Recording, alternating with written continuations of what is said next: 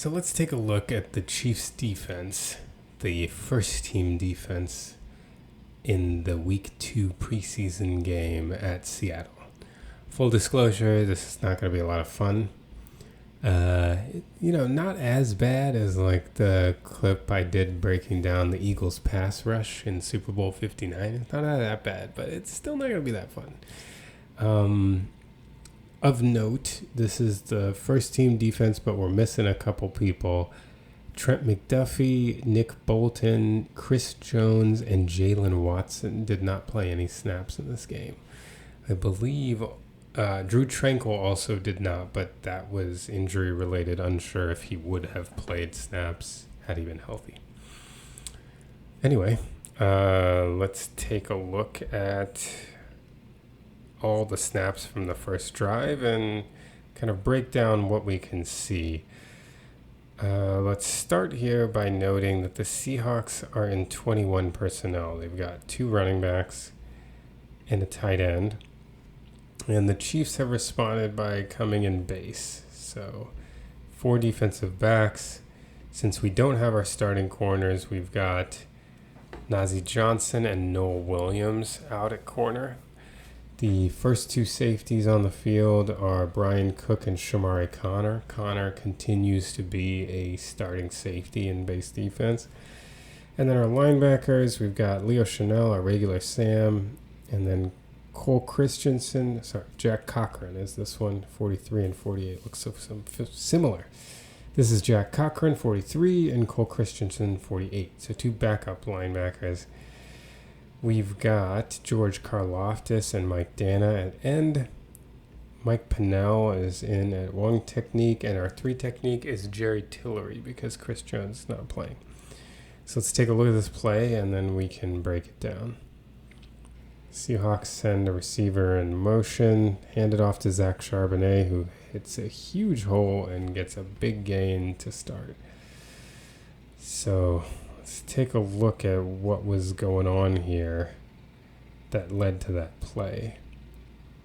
So the Seahawks are looking very Kubiak-y here with Clint Kubiak. They get everyone moving to the left. The center climbs to the second level immediately and trying to figure out who's responsible for what gaps. You can see Leo Chanel clearly seems like he's supposed to be taking the gap outside of the tight end to set the edge. So then you'd imagine that Karlaftis is responsible for this gap here, which would be, this is the A, this is the B, so this would be the C gap in between the tackle and the tight end.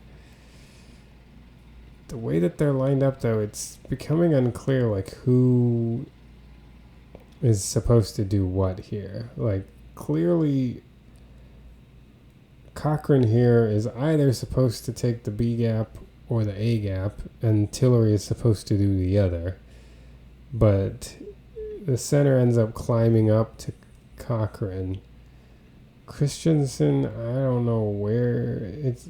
I'm not really sure. Like, I guess he's taken the A gap on this side. That seems like it's possible, but it becomes kind of unclear. It gets muddy very quickly, and the Chiefs aren't really seeming to be able to sort out who's covering what. They do kind of build a wall, which is nice, but Karlaftis, of all people, seems to be the one that gets washed out, that opens up this hole. And the tight end does a really good job here. Look at the tight end shove Karlaftis to try to get him inside, and then he turns around and seals Chanel. These are 2 of Kansas City's better run defenders, and one guy kind of helps take care of both. That gives him the extra shove, seals off, and that really opens up the gap. And look at that. I mean, a huge hole. This is surprising, especially it being Chanel and Karlaftis here that are moved aside to create this gap. Those are 2 of Kansas City's like good run defenders, high effort guys. It just makes you wonder if this was one of those games where the defense was not fully present, let's say, because those are not the guys that I expect. Karlaftis is not the guy I'm expecting to be washed out to open up a big hole. And Chanel, we saw him in our film review the first game, just absolutely obliterating gaps, moving people into gaps. So I don't know. Seeing that is a little surprising to me, unless they were trying to do something I didn't realize. In any case, big gain there for a first down. All right, so after giving up that huge run, the Chiefs defense is back at it. Seattle comes out here, this time appearing to be an 11 personnel, although this may be a tight end. I'm not as familiar with Seattle's personnel, so maybe this is 12 personnel, 1 running back and 2 tight ends. Seems like it's probably 12 personnel, partially because the Chiefs have 3 linebackers on the field. The same crew actually is on the field as last time. Johnson and Williams are still here. Cook and Connor still here. Christensen, Cochran, Chanel, Dana, Karlaftis, and then Pennell and Tillery. So let's take a look at what happens on this one. Got Cooper Kupp going in motion. They hand it off to Charbonnet, who kind of sorts through stuff and gets about 5 or 6 on first down. So what happens here? Again, Seattle with a very kind of aggressive run scheme. They're pulling guys. They are double team Pennell here, pull behind, and they're creating a gap. And it really seems like on this play, so if you look at, Pennell is fighting for his life here, trying to hang on. Tillery is getting washed in a little bit, but Dana comes and meets the puller. Chanel comes, and this time it seems like it's very difficult for Christensen, and I think especially Cochran here, to sort through what's going on. I think there are a lot of guys moving. They're seeing the guard come across. They're seeing a puller coming up behind, and it's just taking them a little too long to sort through their gaps, because really they're both kind of handling the same responsibility here and leaving a gap here. I imagine Cochran's got to be here and then Christensen fit here, but they're really struggling to sort through here. And that allows Charbonnet to get a little bit of momentum before Cochran and Cook are able to close and stop. So the first one really, it looked like it was Karlaftis and Chanel. A gap was created between them. But here it looked like it was the linebackers struggling to figure out what was going on. They weren't able to sort through everything and find their fits quickly enough to prevent a positive gain. But better than the first one. Now the Seahawks with a 2nd and short. This time they come out in what appears to be 11 personnel. I believe they've got 1 running back and 1 tight end here. The Chiefs come in with nickel. They add an extra defensive back. Now only 2 linebackers on the field, Cochran and Chanel. And the extra defensive back is Jaden Hicks, who's come out in deep safety. Shamari Connor has come down, rotated down to the slot. So the Chiefs here, let's take a look at the play and then we can break it down. You see Cook and Hicks as deep safeties. There's a drop and quick throw underneath for about just at the first down marker. Are we a little bit short? Yeah, a little bit short. So we end up with a 3rd and short here. So what happened on this play? The Chiefs really just play like a pretty static, uninteresting, but not uncomplicated, I should say, cover 3. So basically you've got Williams with a deep third. You've got Cook with a deep third and Najee Johnson with a deep third. Hicks kind of rotates down, and so you've got 4 zones across. Chanel taking the more flat. 2 hook zones are Hicks and Cochran, and then Shamari Connor taking the flat on this side. So they just kind of drop, static drop, and you've got a curl route just underneath. They basically, the Seahawks run a curl here, and then an in cut behind, and over here you got a flat and then a corner. So they kind of high-low this underneath defender, the underneath defenders both ways. The curl sits right underneath. Since these two got a little depth, Darnold just throws down to the curl and gets it to 3rd and short.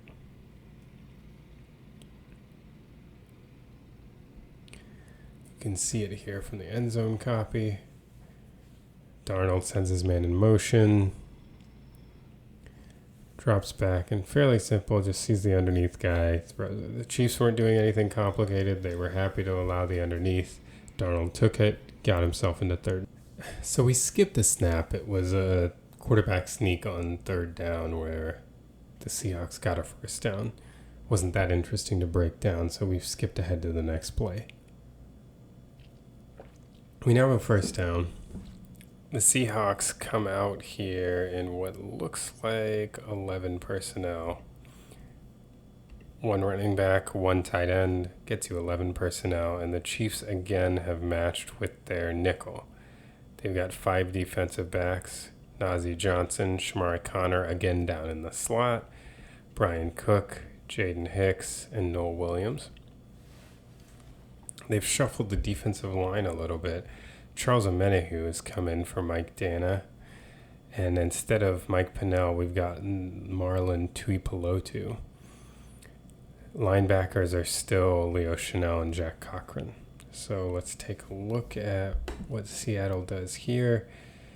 They've sent tight end in motion, Darnold from under center, and they run a pitch to the right. He's able to get good yardage up close to a 1st down, maybe about 8 yards. So what happened to the Chiefs here? First things first, unfortunately, they've got 2 linebackers mugging the A-gaps on a play that's going to the edge. So you already have 2 guys that are out of position, not in their typical position where they might be able to head over and help control the perimeter. So that's step number 1. That's not great. Number 2 is just getting guys out there. So Cook ends up being our edge defender. Connor gets out there from the slot. Karlaftis is on his horse getting over there, but the Chiefs just don't have the numbers to the perimeter. This was when you have the A-gaps mugged up by 2nd level defenders, it's a good time to run something to the perimeter. And again, Karlaftis gets kind of chipped here by a receiver, and then tries to shed and get out there, and the Chiefs just aren't able to hold their line. Here we've got Connor battling a tackle. He's not going to win that one. Karlaftis is trying to get over there, but this is, it really feels like a Seattle team that is ready and psyched to be there and ready to go, and the Chiefs team playing a little bit flat. And like I said, this play, it's really compounded by the fact that your 2 linebackers are not available on the perimeter here because they're mugging up the A-gap. That complicates things, but Seattle's just moving people here, Karlaftis does a good job. That's a little more of the high effort thing we're used to, chasing him down at the end, but still ends up being about a gain of 8. The Seahawks now have a 2nd and short, and they come out in 21 personnel. They've got 2 running backs, 1 tight end, and the Chiefs respond by going back to their base. So now 4 DBs, the same 4 that were in the base earlier, same 3 linebackers. Omenihu stays on, Tuipulotu stays on, and Karlaftis and Tillery are there. So let's take a look at the play here, and then we'll break it down. Sam Darnold taking the snap from under center. We've got Jackson Smith-Njigba in motion. Darnold throws it out to the flat to Smith-Njigba, who had done an orbit motion. Easy 1st down there. So if we look at this play, it's an interesting design. So Smith-Njigba comes to the backfield and kind of does this orbit motion and comes back out as available in the flat. In the meantime, we've got an out route here, and then after the fake handoff to the running back, he comes and sits here. So with the play action, the linebackers get all drawn in. And then with the running back coming and sitting, it looks like initially, this looks like the Chiefs might be running some like man match principle the way that they shift. Because it looks like they've got Noel Williams over the 1, and then Connor is coming and has eyes on the 2. The safety looking at the 2, so it makes it look like they have some like man match set up here. But then when you get motion, now Connor is dropping back and he's just going to play a deep zone. Noel Williams has the 1, and if you see, you've got Cook kind of creeping over, assuming that he's coming out this way. And maybe he'll come over to be like Najee Johnson's responsibility. So you see the Chiefs shift, and Smith and Jigma gets kind of lost to the man match. It looks like they're anticipating him over on this side of the formation. They've kind of forgotten about him on this side of the formation. Kind of similar to what the Chiefs did to the Eagles in the Super Bowl and Super Bowl 57 at the goal line, where they would kind of send the guy in motion and then bring him back, and they would lose responsibility. It looks like that's kind of what happened here in bringing him back.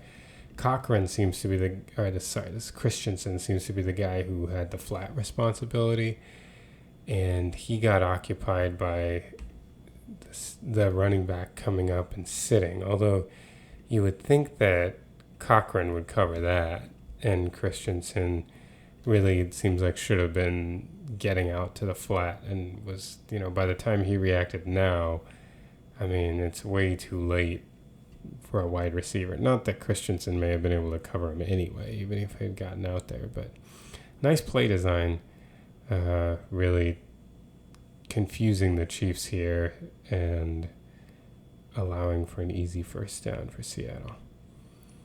Seeing it from this perspective, you see all the linebackers step up for the run, then having to scramble when they see play action. And here with Charbonnet coming in the crow, you think that that's his responsibility, and that Christensen needs to be thinking about getting width here with his flat responsibility, but he doesn't get out there quickly enough. And Smith and Jigba gets a first down. Got another Seattle first down, and they come out this time in 11 personnel. Running back, 1 tight end, and so the Chiefs are back in nickel. And again, it's the same setup with Johnson, Connor in the slot, Cook and Hicks deep, and Noel Williams on the other boundary. They've shuffled around their defensive linemen again. Looks like Dana is back with Omenahue, and Omar Norman Lott has come into the game for the first time, and he's there alongside Tillery. So Norman Lott is playing with a 1 technique. All right, so let's take a look at what happens here. Got a snap out of shotgun and a handoff, probing the right side, and again, a fairly healthy gain, although not an explosive run this time. So let's take a look at what happened here. See, they motion the tight end over to the right side. This is a little more of the Leo Chanel that we're used to, right? And we see the guard trying to get to the next second level, and just look at this. Bam! Oh my goodness. This is what we're used to more out of this guy. Wow. Just taking the guard and tossing him to the ground. Norman Lott's trying to hold his own. Cochran gets the double. And look at Chanel. So Chanel tosses the guard. Bam. Then he's coming through, not quite able to make the tackle, but he does force the running back outside another gap. Cochran's getting doubled and just absolutely moved back, and Omenahue comes to pursue.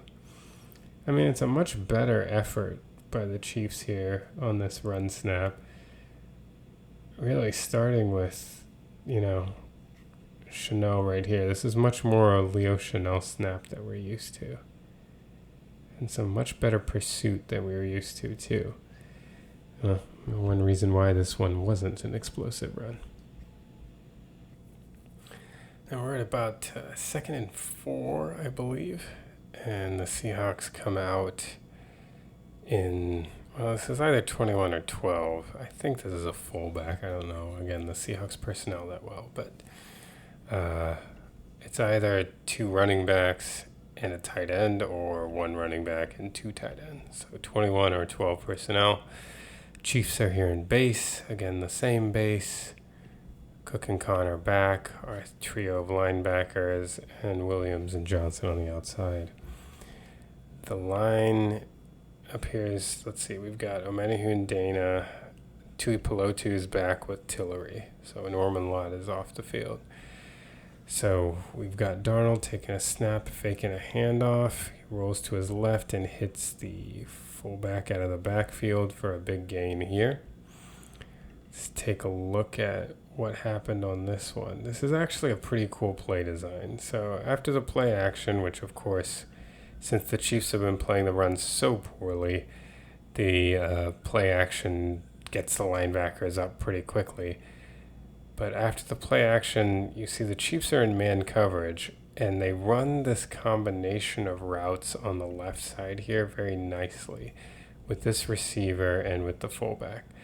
So we got Noel Williams with man coverage on the receiver coming up, and the fullback, they kind of bring him in and run like a pivot route behind the line of scrimmage. Connor is manned up on the fullback. So what Connor is going to do, so watch Connor on the snap and how he's mirroring his man. He sees the pivot, so he comes in. Additionally, he's, looking at the play action, so that's going to bring him in even more. So the pivot route plus the play action all brings him in. I mean, honestly, the pivot probably looks like to him that the fullback is blocking. So he's coming in, and then when he realizes it's play action and that's his responsibility, look at the timing here. It's a perfect pick route. So he gets picked off right there, and so there's just nobody there. This is his man, and look how far away he is. That's great play design from Clint Kubiak. So much more creative than I'm used to seeing in the preseason. Normally teams play so vanilla, but look at that. A nice little play design to get the fullback open and a big gain. Another first down for Seattle. You could see it from this perspective. Watch how much this looks like a run. Look, you got pull, fullback coming in, Connor's coming in, linebackers are all coming up. Everybody sees run. Connor realizes now, and look at the timing. This route's coming right by him. He's got to sift through that traffic to try to catch him. No way he's going to do it. Easy first down for Seattle. Pretty cool play design. All right, so now checking out the next play. The Seahawks lined up a little heavier here. They're in 12 personnel, 1 running back, 2 tight ends. So the Chiefs return to their base. Again, same corner safety alignment, same linebackers. Looks like we've got Omenihu, Dana, Tillery, and this looks like Tui Pelotu. I can't really tell. Yeah, I think it is. All right, so let's take a look at the play. They motion Cooper Kupp in, setting him tight. Run a play action to the left, roll right, and they hit a tight end crossing the formation for a nice gain of about 8. If this play looks familiar to you, we can see it here from the end zone view. Look at what they're showing the Chiefs here. They're showing the play action this way, everybody's flowing that way, and just behind the formation they get one man leaking over so they can boot over and try to out-leverage the defense on this side. If it looks familiar to you, we actually saw this from the Chiefs, a similar kind of concept last year in the game at Cleveland. Let's see if this looks familiar. This is from the first quarter at Cleveland last year. Chiefs run a fake motion to the right, and then Mahomes throws it to Juju for the touchdown. So the difference here is the Seahawks ran a play action just to the running back in this direction. But what the Chiefs did is they actually had Pacheco looking like a lead blocker and had a fake reverse to Worthy. So they get the action going this way. They fake the reverse to Worthy. And again, same idea. You have a guy in line or lined up tight, running behind the formation across. Juju came across here behind the formation, out leveraged the defense, and Mahomes got it to him for the touchdown. So a wrinkle on the same concept that the Seahawks just used on that play. And now for the final snap of the first team defense from this preseason game. We've got Seattle again lined up big here. In this case, they are actually in 13 personnel. They've got one running back, they've got 3 tight ends, and then the 1 wide receiver. And the Chiefs come out in base once more. Same personnel, Dana's here, Amenahu's here, and it looks like Tuipulotu and Jerry Tillery. So here's the snap. They've got motion over, handoff, and just a walk-in touchdown for Zach Charbonnet. So what happened here? A couple things went wrong. First of all, there's a big mix-up in the secondary. The Chiefs don't run their corners across the formation like this, and Noel Williams appears to be confused. Because if you notice, they've got motion, and over here, Cook and Johnson are adjusting to it. Johnson is ready to handle the receiver coming across. So Noel Williams should really be staying put over here. But he runs across the formation and ends up running himself completely out of position to a run that's going in that direction. Cole Christensen comes to be like the fourth guy, and he gets a sniffer come in to block him right here and completely clears him out. And the Chiefs just are not... This is not their day when it comes to defensive effort and holding stout here. Got Dana right in here, Christensen, and there's just a huge gap that's created between them. Dana gets moved over. Noel Williams is gone from the second level, but I mean, I know it's cliche, but it really seemed like one team came to play in this situation and the other did not, because Mike Dana, again, a good run defender. Christensen, not as renowned for his prowess, but this is just look at the movement here that the Seattle line is getting. I mean, the Chiefs are making them look like all pros, and that was it for the first team defense. It was not pretty. Like we said, we're missing a couple people. Chris Jones was not there. McDuffie and Watson weren't there. And Nick Bolton wasn't there. And so the question really is, for the run defense, are Bolton and Jones that important? Or is it a combination of them being out plus the Chiefs just not really coming to play for this one? I mean, this was very much... These guys that we're talking about are guys that are pretty much guaranteed on the roster, right? I mean, the one who you could say maybe not would be Marlon Tuipulotu.